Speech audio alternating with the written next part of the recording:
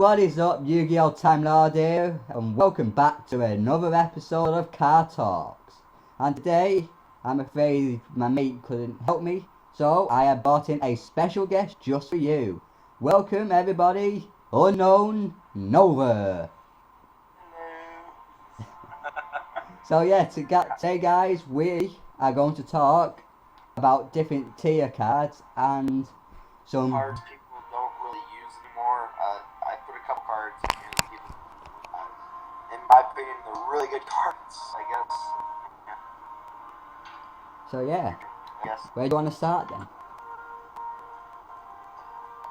want to start, or do you want me to start? I'll let you start since you're the newbie. Okay then, I'm gonna have to talk about the Noble Knights. When I look at tier videos on YouTube, they put them in the second tier or first tier. Noble Knights can be in any tier if you know how to play them. If you've got the right build, if you weigh into like monster heavy Noble Knight decks, they seem to do better. I wouldn't say the best, but if you weigh heavy into the Noble Arms, go like really short into the Noble Knights, the deck really doesn't work out that well. I kind of try my best to balance it out. It works really well. You got anything to add, mate? I do have a Noble Knight deck, but Yeah. I do like how they work with the spell cards, but to be honest, they're not the type of cards that I would use, because it's like a Morphtronic deck, but in a warrior type way. Yeah, that's basically how it really is, and you don't have to keep shuffling and rolling cards. I'm actually going to show real quick my Noble Knight build. This is what I think would be a normal Noble Knight deck, what it should look like, in my opinion. A little bit heavy on the monsters, 9 Noble Arms, including Queen, and really low on the traps, because you want to keep your field, your back row good for your Noble Arms. That's considered what I think would be a great Noble Knight deck. Somebody can say something, maybe I'll tweak it, I don't know. Alright, next card we're going to talk about are Gear Gias. Yes. Now, I am a big Gear Gia fan. One of my best decks is a Gear Gia / Kariguri / Mechana Beast deck. It is destructive. It's one of my favorite decks. I think I've never lost with it on Dueling Network. Nope, 20 wins last time I checked. Gear Gias are... I'm actually like at 40 now, dude. Talk to you, Adam. Alright. But they have to have like another engine. They just can't do Gear Gia. A pure Gia does not work that well, in my opinion. You've seen the flaws with it, I think you have, Adam. Yeah, I've dueled with a Gear Guy pure deck, and I've only won once out of about 20 games with it. Yeah, you need to add another engine to it. Like I've seen a lot of people use the Karikuri engine. I've seen a lot of people run the Mechana. I've seen a lot of people run Burning Abyss. That's getting big now. A lot of people have been running Burning Abyss Gear Gias. That's a bit of a weird combination, in my opinion. That's all I really got to say about Gear Gias is if you add something into them and you tweak it as much as possible to get the best possible can, it could be a tier 0 or tier 1 deck, in my opinion. Next is, this is actually my friend's here's idea he put in here. He's going to talk about this one. Well, go ahead, Mike. The reason why I said for Karibos is because I have a deck build that I've used multiple times against different tier decks such as Quiforts, Burning Abyss, Shadows, and to be honest, Karibos destroyed Shadows and Burning Abyss. But with a bit of tweaking, I reckon you could make a Karibo deck easily and beat a Quifort, because they're the only challenge against I've seen I've played.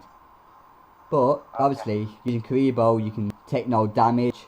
You get Wing Karibo level 10 out, blow their whole field, and because obviously it's a high level, it's like it's 10 stars, so it takes out pretty much everything other than killer. So you can pretty much just take every life points off them there without actually attacking. I just gotta add one more thing, and that is Karibo is cute as hell. Yeah, that as well. It's a little fluff ball that's angry as hell if you piss it off. It's like a little Pac-Man. Alright, now this one hit dear to my heart with the new fans. This hit Yes. big on me. I was a huge Mermail fan. I loved them to death. They were awesome. The spam you could pull out of this That's a card woman. was so awesome. Technically, that should be a mermaid, but it's a woman. In a way. Out of the most of the builds of the Mermails I've seen, no offense to Jump Over Unite, it's they have to run her at 3. She's one of your main cards, and when they took her down to 1, it really messed up a lot of Mermail decks to where they couldn't perform as quickly, so they usually lost. And that sucks. Anything you gotta add to it? Yeah, it's a woman, not a man. But I do agree with running it at 3, otherwise it pretty much is useless. That was a femboy, but okay. It looks like a woman, so we'll go with that. Yeah, it's got tits. It's got tits. So therefore it's a mermaid, not a mermail. Bit of Konami there, being a she-male. But on to the next card. Next card is Fluffle. Oh my god. These things are so cute, but they can kick your ass. These things, I'm surprised they're not a tier with the new fusion they got. Fusion Frankfurt Tiger. Yes. This card is basically for all the fusion material you use for Fluffle. For Frankfurt Tiger, he can destroy that many cards on field. That is pretty powerful. Knowing Frankfurt Wolf, I didn't put him on here. He's a 2,000 beater and he can attack twice. But the problem with Tiger is you can only have one of them on the field at a time. You really only need one of them at a field at a time because, well, his effect only works really once, and another little thing he gains immune attack for all Fluffle and Fright for monsters in control. Well, yeah. So, they're all level 6 or 5. Yeah, something like that. Sixes. You can XYZ into a level 6 really easy with how quick you can spam with Owl. Fluffle Owl didn't put on here. People that know who that is, you can pay like 500 life points and then polymerization without having a poly, and that's pretty nice. Yeah, that's what I do like about the type of card. And the next card we have got on our list is a raccoon, I believe. Yeah, it's raccoon. It's baby raccoon and baby raccoons are still powerful. They've been out for quite a while now. They haven't got no support. Well, they have, but not in the form of raccoons. No, everything else in it. No, they got the Mystic Forest or something like that in it. Mystic Forest Beasts. Yeah, they came out and patched it up just a little bit. And that kind of made the deck a lot better, in my opinion.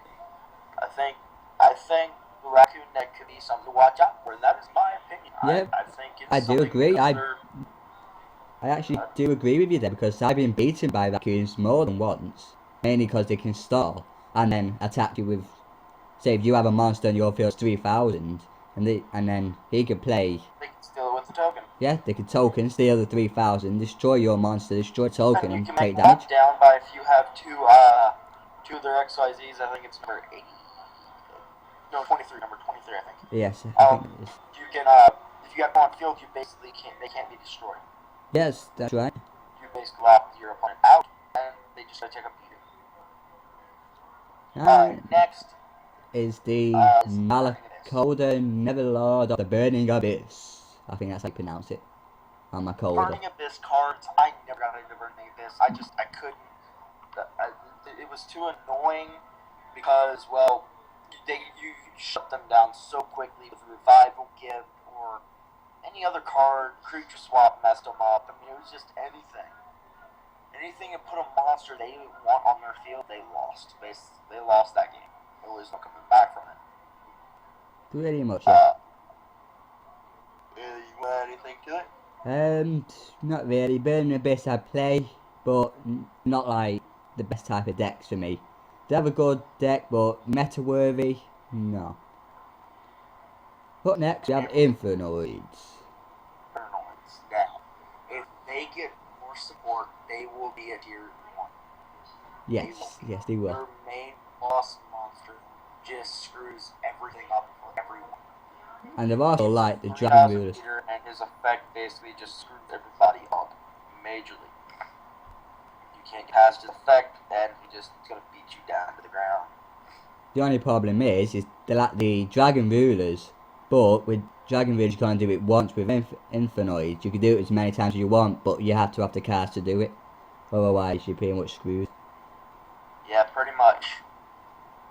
So down to the resources. Next ones are Shadows. Shadows. Shadows were a great run. They had a great run. I still think they're still pretty powerful. Because now that their OCG cards are now TCG with the Shadow Fusion and all the other one, their new Fusion Summon Monster, I think they could be they could come back. They could do a little bit more damage. In my opinion. Yep, I do agree there. They should get probably a bit more support. Like the if you go and you go Pro or Dev, they have a Pendulum card, I believe. I can't remember, but I know that Teleknights have a pen card on there now. There's also, which should be on Julian Network at some point, I'm not too sure. Yeah, they're supposed to be getting some Here Gias, they're supposed to be getting another new card. I can't wait for that. It's supposed to be a Synchro, I think. Yeah, that's what I've heard. They're supposed to be repending Karibo, and they're supposed to be adding more cards to the Fluffles, so they're going to be something to watch out for. And all this other stuff, they're going to be hitting in the next ban list some Burning Abyss monsters, some more Shadows. They're going to hit the boards really hard. There's going to be a Slam, sorry about that. Next, I want to talk about Light Swarms. Okay, yes, this ain't really me. I think it's a bad deck. I really do, but he wanted me to put him in here so you guys can say what you want. Say what you want, man. Well, the reason why I like, same again with Karibo, the reason why I added Light Swarms is because you can pretty much make any type of deck with it. You can have a Chaos, you can have a Pure Light Swarm, you can have Shadow Swarm, Burn Abyss Swarm, so on and so on, and they still all work together.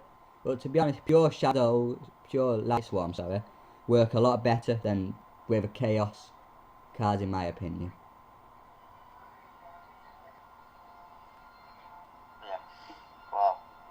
I just see no reason for this deck to be in there, in my opinion. Sorry. Well, that's up to you. Next card. Cliffforks. Cliffforks, yes.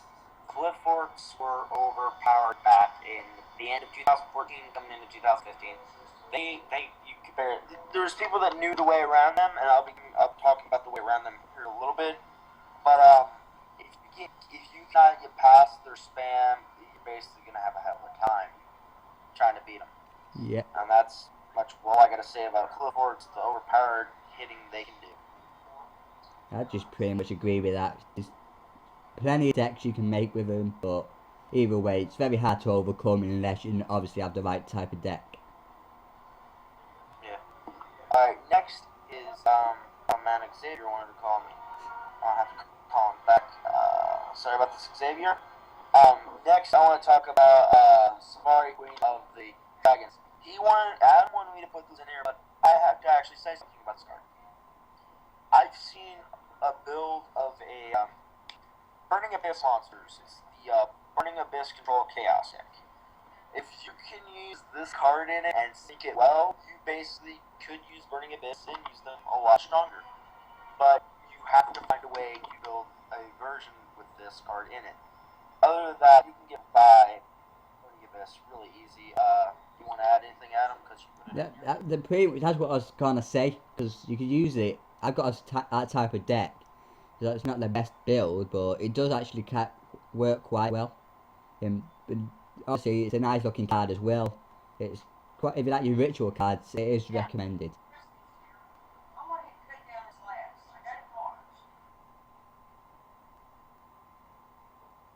Sorry about this, guys. We'll be back in just a moment.